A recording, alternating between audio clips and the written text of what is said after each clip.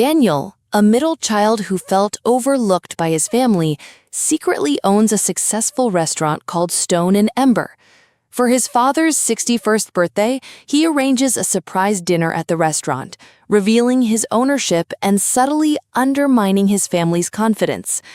While his father expresses pride, Daniel realizes his family may never fully believe in him, but he finds satisfaction in proving them wrong. Before we begin the story, if you are new to our channel, please subscribe right away, like the video, and share it with your friends so this story can reach everyone. If you want your name to be included in our upcoming story, make sure to comment your name and the place you are listening from. In our next story, we will mention your name here. So let's move ahead with our story. I never thought a single dinner invitation could change the way my family saw me forever. But life has a strange way of arranging its grand reveals, and mine came the week before my father's 61st birthday. Growing up in a small suburb of Denver, Colorado, my family had always been complicated. My father, Stephen, was a hardworking postal employee who had spent 3 decades delivering mail through snow and summer heat. My mother, Patricia, worked part-time as a dental receptionist, but always liked to act as though money was tight and success was something reserved for people unlike us. I was the middle child, the one always seen as average.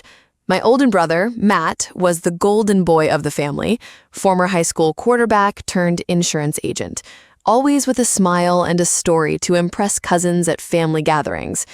My younger sister, Chloe, was my mother's favorite, a straight-A student who had gone into nursing and built the kind of stable career my parents always bragged about. And then there was me, Daniel. I was the dreamer nobody understood. After college, instead of chasing a real job, I hustled. I built apps, worked odd freelance gigs, and eventually stumbled into the hospitality scene by sheer accident. None of this impressed my mother. In fact, she'd made it very clear that in her eyes, I was an embarrassment, living hand to mouth and not someone my parents could rely on. Still, despite all that, I loved my dad. He was a quiet man, never demanding, never loud, always thankful for even the simplest things.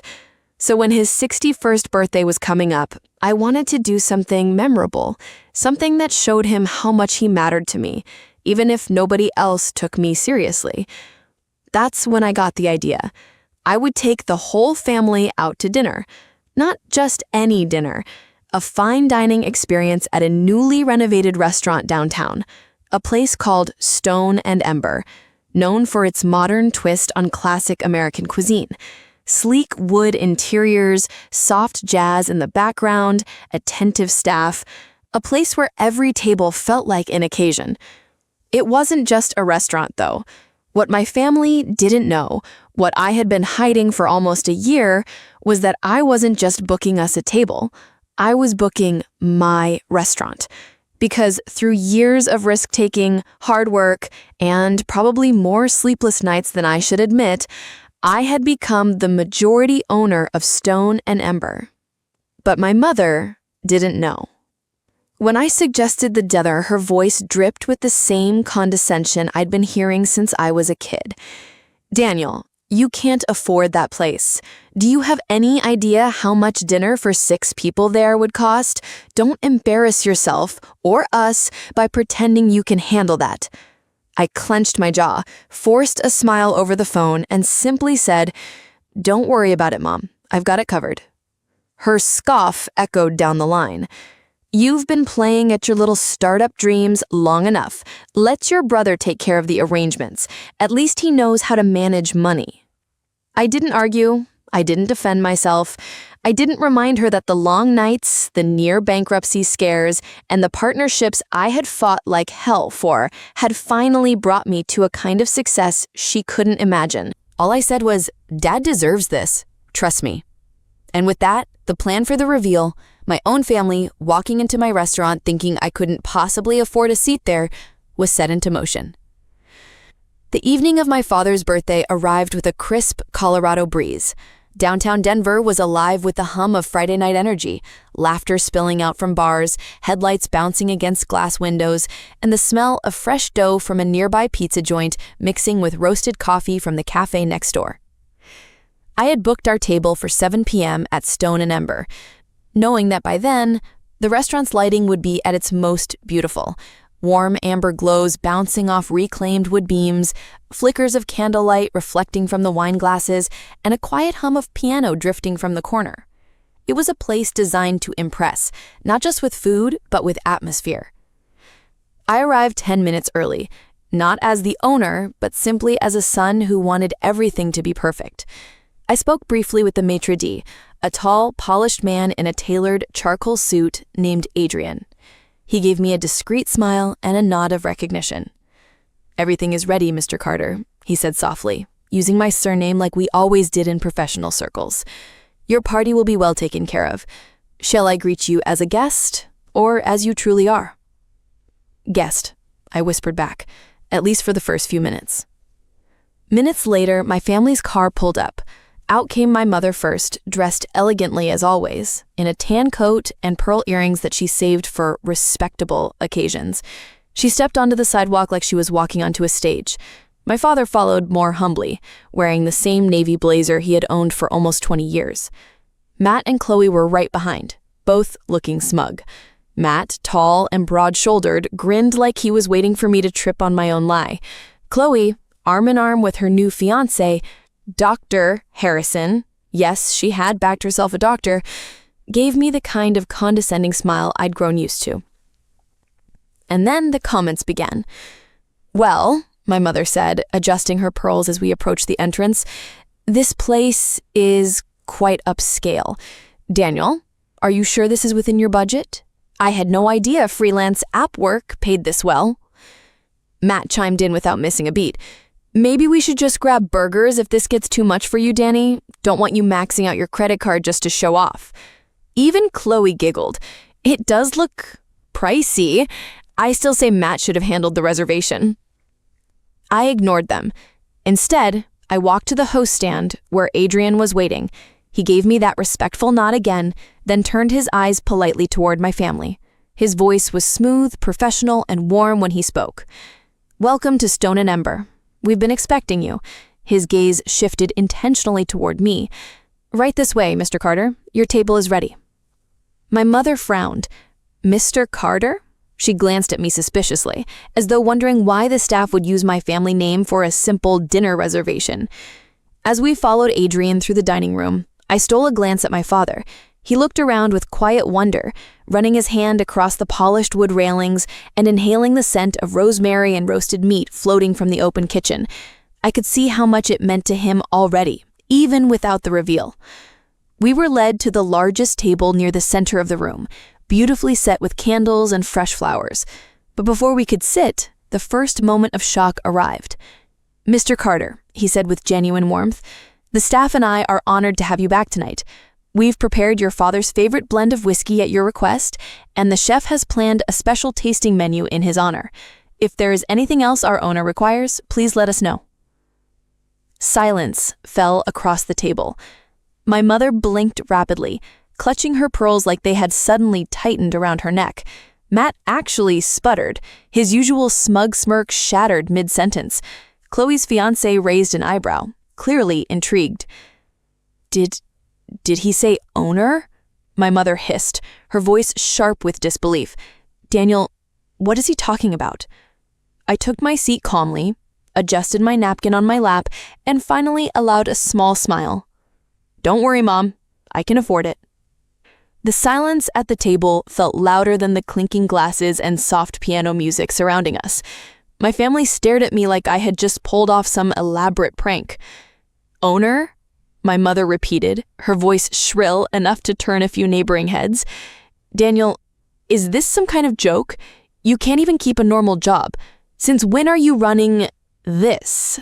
She motioned around the restaurant like it was an impossibility, an illusion her son could never maintain. Chloe snorted. "Yeah, right. You've been bouncing around doing, what was it last year? Freelance coding for some startup? Be serious, Daniel. Don't lie in front of Dad." Matt leaned back smugly, folding his arms. Probably told the staff to say that as some kind of stunt. Classic Danny. But Dad didn't say anything. He simply looked at me with eyes that were curious, almost hopeful, as if he wanted it to be true but didn't dare ask. I set my glass of water down and leaned forward. It's not a joke, and it isn't a stunt. Stone and Ember is mine. Not just a job, not just a partnership. I'm the majority owner. The weight of my words lingered in the air. That's when the flashbacks came, uninvited. An entire reel of sleepless nights, setbacks, and the desperate gamble that had brought me to this moment. It started 5 years ago when I was working crap gigs to survive, delivering groceries during the day, coding small apps at night, anything to keep the bills paid while I dreamed of something bigger. One of those temporary app projects connected me with a small local restaurant consulting group. They wanted an ordering app, and though the project barely paid, I took it. That's how I met Jacob, one of the original chefs behind Stone and Ember. The restaurant back then was floundering under old ownership. Investors were pulling out, the menu was outdated, and the place couldn't compete with other trendy spots in Denver. Jacob, however, had talent, the kind of culinary passion that could light a place on fire if only someone believed in him. We became friends. When the old owners defaulted, Jacob approached me, not because I had money, but because I had vision. He said something I'll never forget. "You know how to build things from nothing. That's rarer than money." I maxed out credit cards, I borrowed from anyone who would believe in me. For months, I barely ate anything that wasn't ramen or bargain bread. I coded apps for extra income and funneled every dime into the restaurant's revival. Eventually, after finding one investor who'd take a chance on us, I was able to buy into Stone and Ember as a partner. Then, slowly, the percentage shifted. Partners left, deals changed, debts were cleared. One by one, I bought them out until I became what I am now, the majority owner. The nights were awful. I slept on floors, worked 18 hours straight, and watched failures pile higher than successes. But no matter what, I didn't quit. Not when my family called me directionless. Not when my mother mocked me for still not having a real job in my 30s. And now, sitting at this table, I realized every sleepless night had been building to this. My mother's laugh was sharp, bitter. "You expect us to believe you own this place? You can barely take care of yourself. This is ridiculous." "Mom," I said steadily, looking her in the eye, "you never believed in me because what I was building didn't look the way you thought success should look. But this," I motioned around us, the glow of the chandeliers, the smiling staff, the artistry of the plates coming out of the kitchen. "This is mine. I worked for it. I bled for it." The servers arrived then, carrying the first course, a beautifully plated trio of appetizers, served with the kind of precision that silenced even my mother's scoffs for a moment. Dad finally spoke. His voice was soft but steady. "Is it true, Daniel? Is this really your place?" I met his eyes, a lump forming in my throat. "Yeah, Dad. It's real. All of it." For a moment, he just looked at me, like he was seeing me not as the middle child who always fell short, but as something more. Then slowly, a smile spread across his face. "I always knew you had it in you," he said quietly. And for me, that was the start of the real revenge, not on my family, but on the years of doubt they had poured into me. The appetizers sat untouched for a full minute as the tension at our table thickened. My siblings exchanged skeptical glances. My mother fixed me with her trademark look of disapproval, and my father, quiet, gentle dad, sat with his hands folded over the napkin in his lap, still smiling at me like he wanted to hold on to the moment. Chloe broke the silence first. "I'm sorry, but this is crazy. There's no way you own all of this? Maybe you work here. Maybe you're, I don't know, managing something small. But owner? That's ridiculous. Matt chuckled and shook his head. Yeah, come on, Danny. Since when does a guy who was basically couch surfing 5 years ago suddenly turn into a big shot restaurant owner? You can fake a lot of things, but not this level. Their words would have stung if I hadn't spent years preparing myself for their disbelief.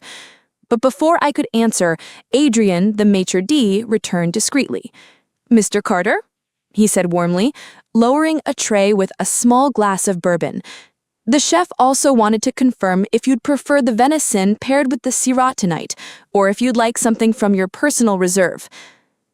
The table fell absolutely silent.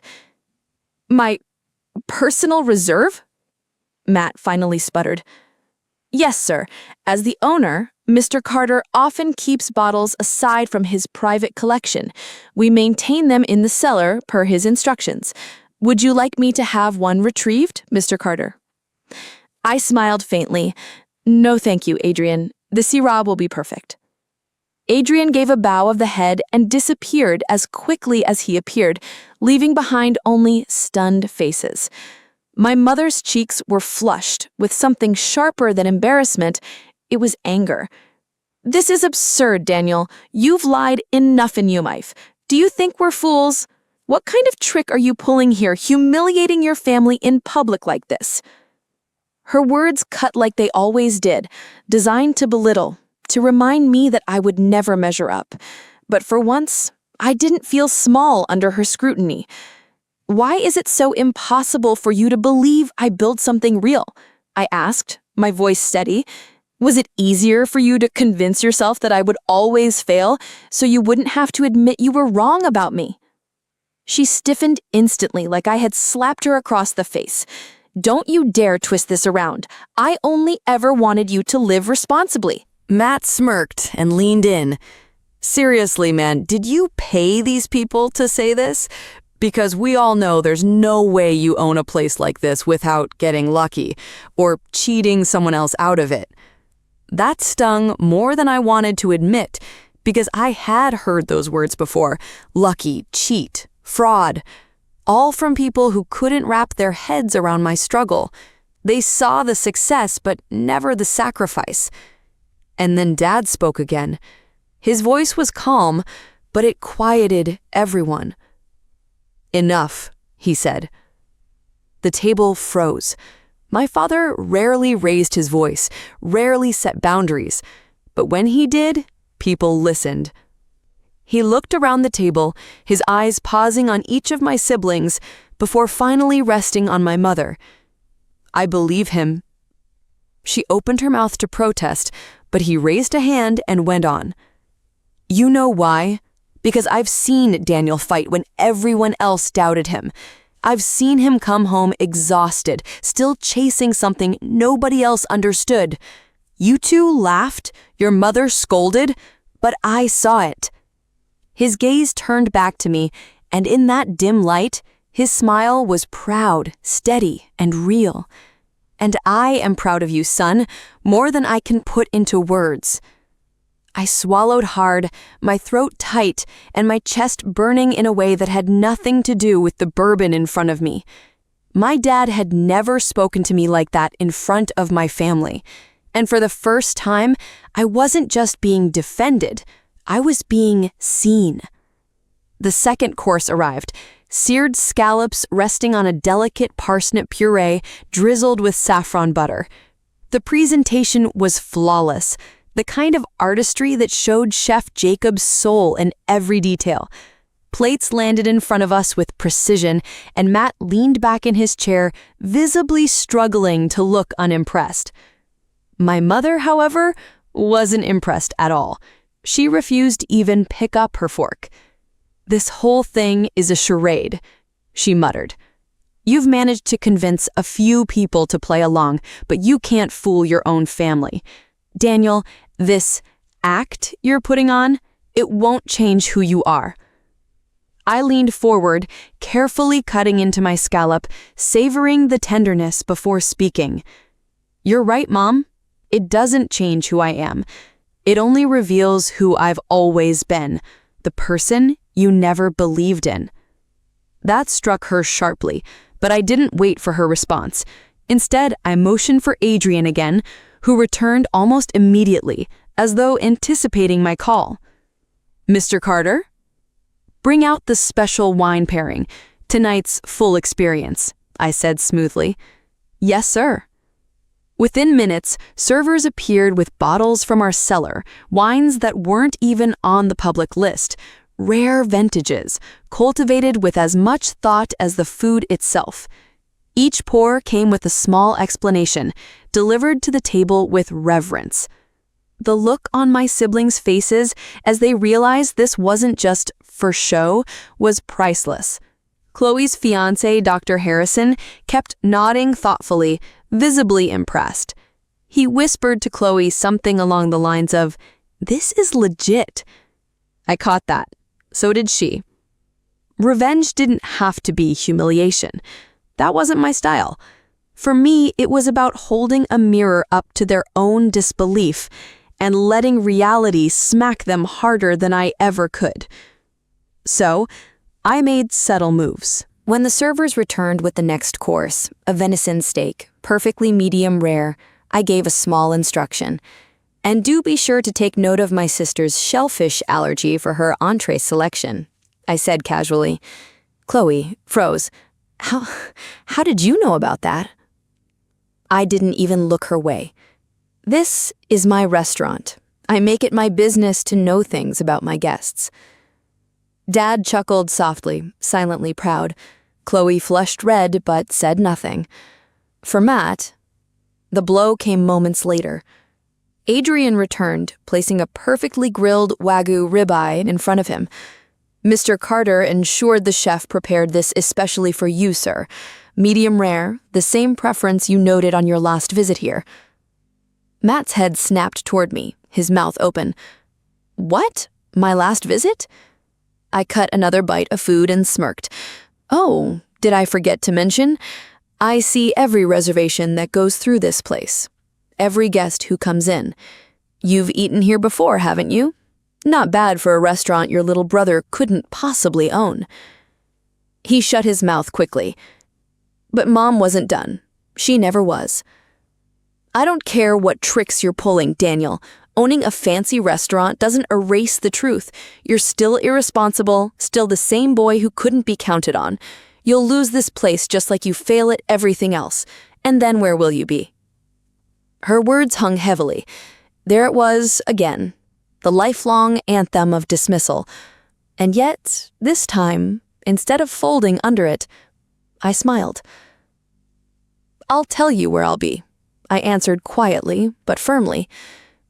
"Right where I always end up, in the fight, building again, chasing more than mediocrity. The difference now is, whether you believe it or not, I don't need your approval anymore." She flinched, almost imperceptibly, but I caught it. Dad raised his glass, his special birthday whiskey that Adrian had brought earlier, and cleared his throat.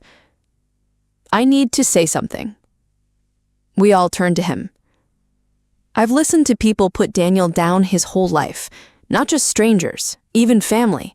But tonight I see my son, the man, for who he is, and I couldn't be prouder. To my son Daniel, and to this incredible place he built. He lifted his glass high. For a brief, searing moment, nobody dared argue. Even my mother sat speechless, her lips pressed together so hard they turned white. And in that silence, as glasses clinked and Dad drank, I felt the first full taste of revenge, the kind you don't need to rub in because life itself already did the work. The next course arrived with elegance, rosemary lamb chops paired with a deep red syrah, presented beautifully on artisan stoneware. Each dish was introduced to the table like a performance, and every server knew their lines. For anyone else, it would have just been a meal.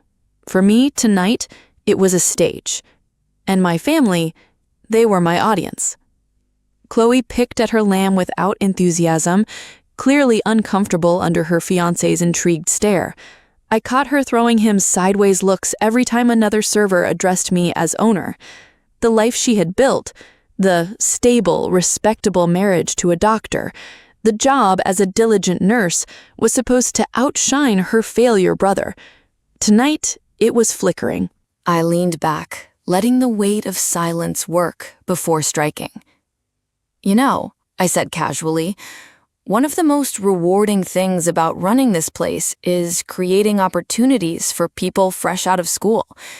Half my management team are young professionals who started with nothing but hard work." It was aimed directly at her. Chloe's whole identity was wrapped up in discipline, credentials, respectability.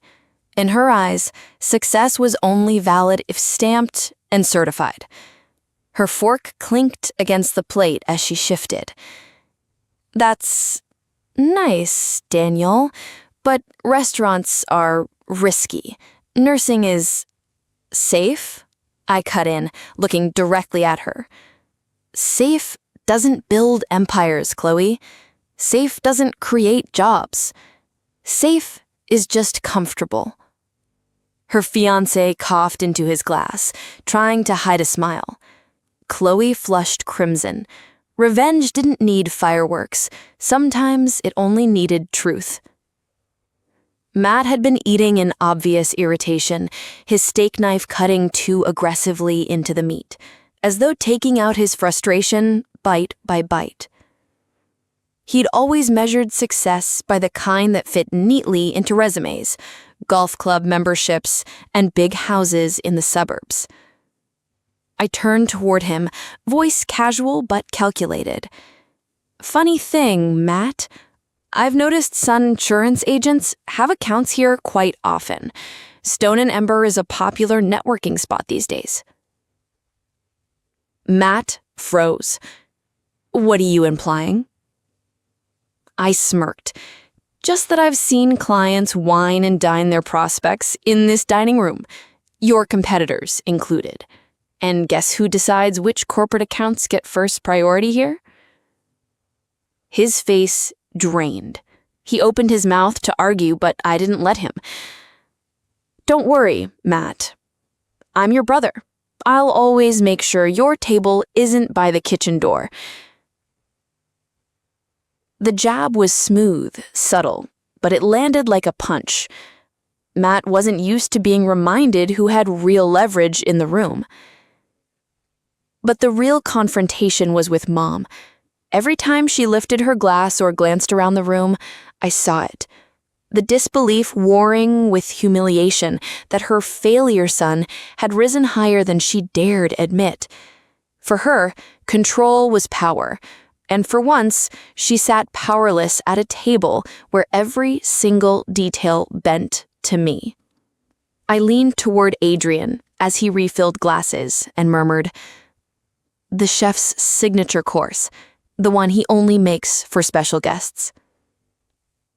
Minutes later, servers approached, carrying a stunning centerpiece dish, a roasted pheasant garnished with seasonal truffles and plated with artistic flair.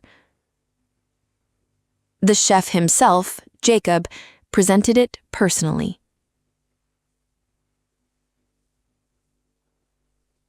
"Mr. Carter?"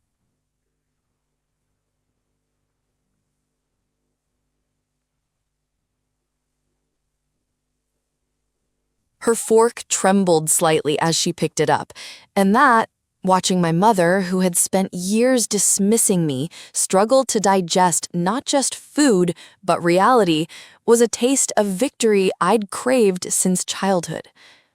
As the table bristled with unspoken tension, Dad leaned over to me quietly. His eyes shined with something I hadn't seen in years, pride unclouded by anyone else's shadow. "You planned this, didn't you?" he whispered, chuckling softly. I nodded. "Every course." Dad raised his glass again, but this time only toward me. "Then here's to you, son. You've earned it." And for the first time in my life, I wasn't just the overlooked middle child, I was the man who had turned the very stage of their doubt into the theater of my victory. By the time the pheasant was cleared, the atmosphere at the table felt like a storm cloud ready to burst. My siblings had fallen quiet, their earlier arrogance crumbling under the careful, steady reinforcement of my authority. But my mother, she wasn't ready to surrender, not yet. She set her wine glass down harder than necessary, the sound sharp. I don't care what the staff says. I don't care about the food or the chef or whatever story you've concocted. Daniel, you've always exaggerated, always cut corners, always pretended to be something you're not. This, she swept her hand toward the restaurant, her voice trembling with rage, this can't last. And when it all caves in, don't expect us to pick up the pieces. There it was, the raw, unfiltered voice of the woman who had shadowed every step of my life with doubt. The same voice that told me you can't from my childhood to adulthood.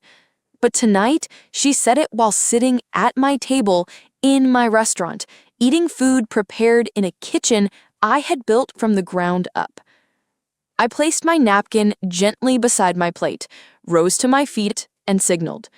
Like choreography, Adrian and the staff moved instantly. The piano quieted, lights dimmed slightly, and then, a surprise no guest had expected, half the staff assembled near our table. Adrian cleared his throat, addressing my father directly. Mr. Carter, on behalf of Stone and Ember, we are honored tonight to celebrate not just your birthday, but the man your son has become. Every one of us owes our place here to him. His vision kept this restaurant alive when others walked away. We thought it only right on this special evening to say it in front of the people who matter most to him. On cue, the entire staff raised their glasses and spoke together. To Daniel Carter. The dining room, filled with unknowing patrons, erupted in applause. My mother's eyes widened, her confidence cracking. This is absurd, she whispered, her voice barely carrying. Why would they? Because it's real, I said firmly, sitting back down but never breaking eye contact. Every server, every cook, every hand in this restaurant depends on me, on the choices you said I was too irresponsible to make. You told me I would never succeed, and now the very air you're breathing tonight exists because I didn't listen to you. My father didn't let the moment go. He reached across, rested his hand lightly over hers, and spoke quietly but firmly. Patricia, look around. This isn't some fantasy. This isn't a trick. It's our son. You may not want to believe it, but that doesn't make it any less true. Her face flushed, then paled. For perhaps the first time in her life, she had no retort, no cutting remark, no shield. I picked up my own glass, waited until the table's eyes were locked on me, and said, "You wanted proof? Then take this as it is. This restaurant isn't just something I own. It's the place that turned every you can't into I did. And the best part? I smiled, sharp and measured. I didn't do it for you. I did it for Dad, for myself, for everyone who believed when you didn't." Dad raised his glass high, with a proud grin. To Daniel.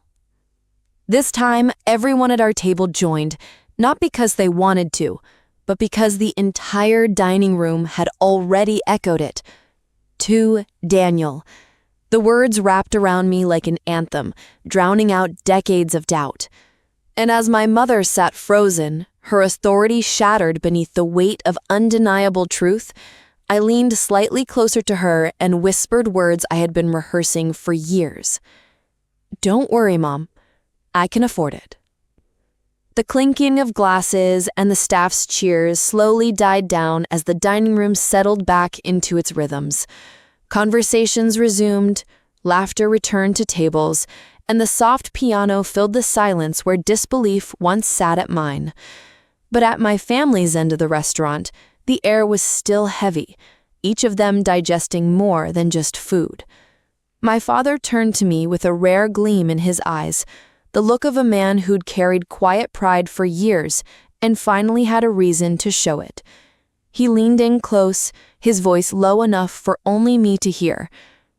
"You don't know how long I've waited for this, to see you prove everyone wrong. But more than that, to see you prove yourself right." I nodded, my own throat tightening. "I didn't just want to build something, Dad.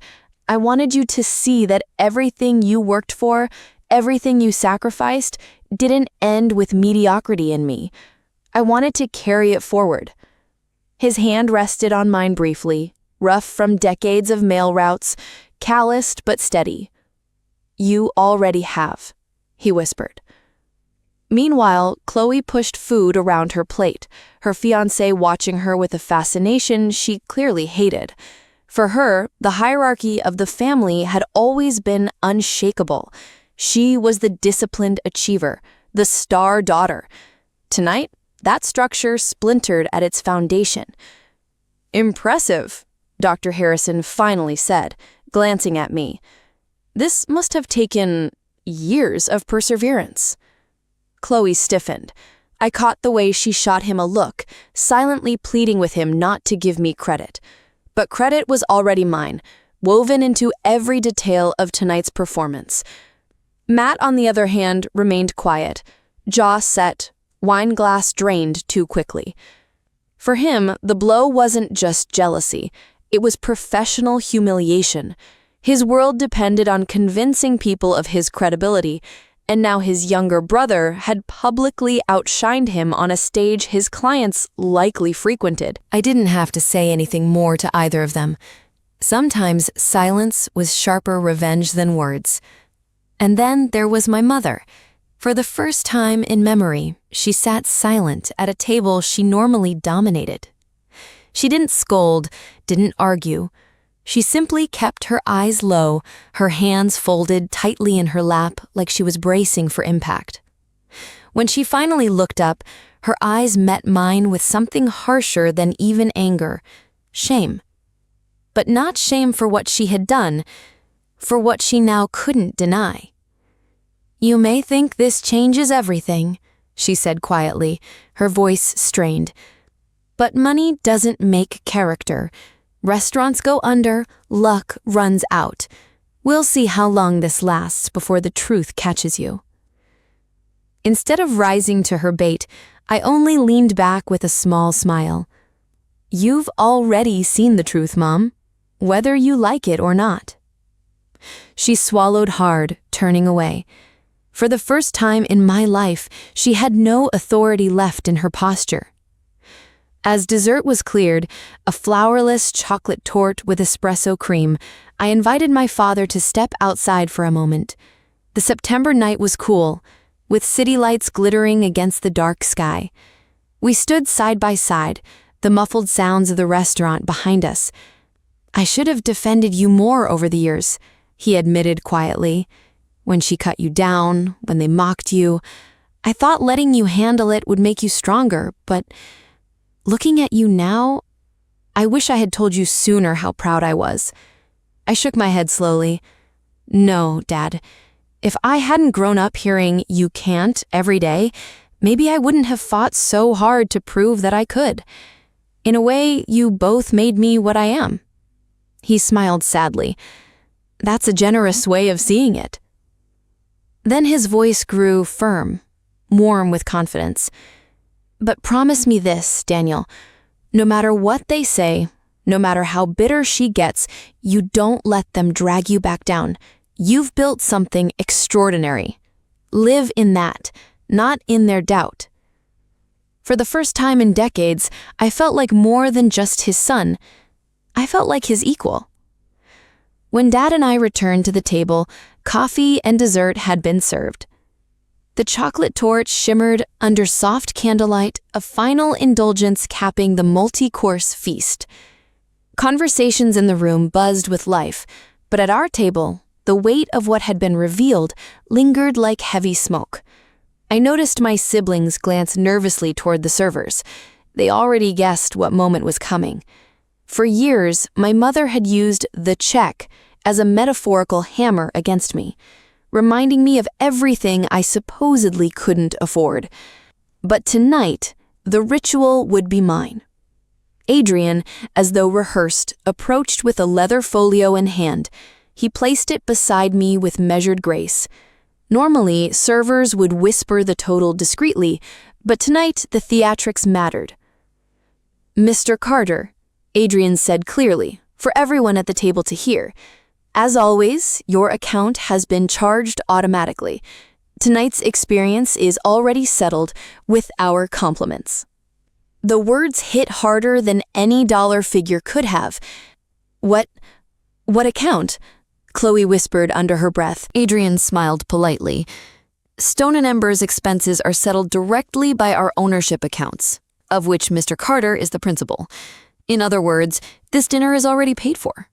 By him." My mother's face twisted, anger scorching through every denial she clung to. "So what? You throw money around, buy a fancy dinner, and suddenly we're supposed to treat you like you're better than us? That's not how this family works, Daniel." I leaned forward slowly, my tone calm but razor sharp. "It's not about throwing money around. It's about proving that your voice, your constant doubt, has no power over me anymore. You told me I couldn't afford it. And you were right. Not then. But instead of listening to you, I built a life where I never have to think about the check again." The silence that followed was suffocating. Not even Matt dared to jump in. For years, they thought I was just scraping by. Tonight, I let a little more of the truth slip. "This isn't the only place," I added casually, swirling the last of my wine. "Stone and Ember is just the start. 2 more restaurants are opening under our brand next year, and partnerships with the downtown hotel group are nearly finalized." I paused, locking eyes with Matt. "So when I say I know which tables your competitors sit at, it's because they'll soon be at my tables, not just here, but across the city." Matt blinked, tension knotting his jaw. He knew what I meant. Not only did I own the stage tonight, but I was building one where every professional dinner in his industry might end up under my roof. Chloe sat silently, her fiancé steadying me with newfound respect. I could see it in his eyes, the calculation, the awareness that her brother wasn't the irresponsible one, but the man shaping Denver's dining scene. For Chloe, that shift in perception was perhaps the cruelest cut of all. As the staff cleared plates, Dad finally broke the thick silence with humor, light but solid. "You know, Patricia," he turned to my mother, "our son didn't just pay for dinner tonight. He paid for every doubt we ever piled on him.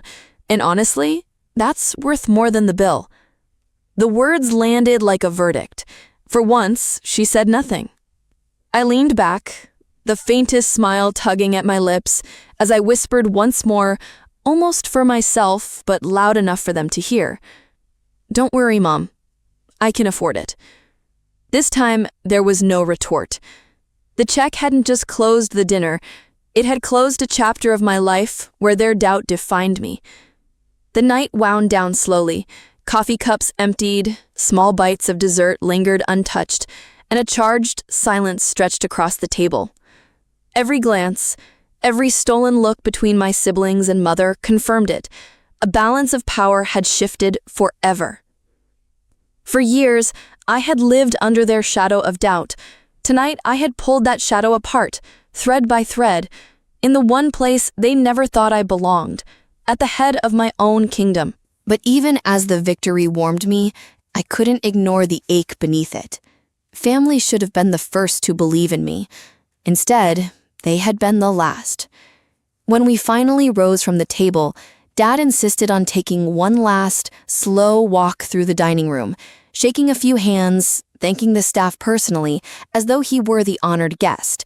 And in my eyes, he was. This place had been built, in part, for him. My siblings trailed behind, quiet and subdued. Chloe's fiancé clasped my shoulder before leaving, his eyes full of respect she clearly didn't want him to feel. Matt avoided my gaze entirely, jaw perpetually tight, like a man swallowing pride far too bitter to digest. And my mother, she left first, purse clutched tightly, steps sharp and fast. She said nothing to me, nothing at all. And somehow, that silence was the loudest parting shot of all.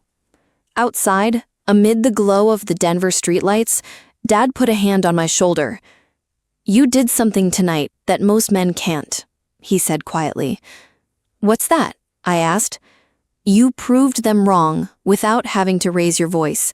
You let your work speak, and it spoke loudly. But more than that," he looked at me, eyes tired but warm. "You proved something to yourself, too. And that's the only proof that matters."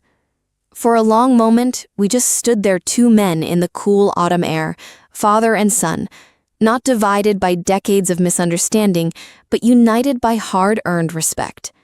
As I headed home that night, the city stretched out before me, glittering with possibility. I thought about the years of ridicule, the sharp words from my mother, the smug smirks of my siblings.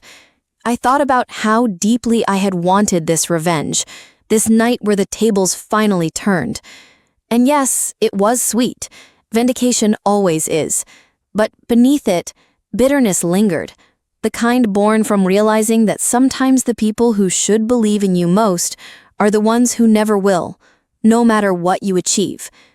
Maybe I had won the battle tonight. Maybe I had claimed the throne at last. But the scars of a lifetime under their doubt would never vanish completely. As I unlocked my apartment door and looked out at the skyline, I whispered the words that had defined the night, not with anger now, but with quiet satisfaction. "Don't worry, Mom. I can afford it." And this time, I wasn't just talking about dinner. I was talking about the life I built, the pride I carried, and the future that stretched far beyond her shadow. Revenge was sweet, but what came after, that was mine alone to savor.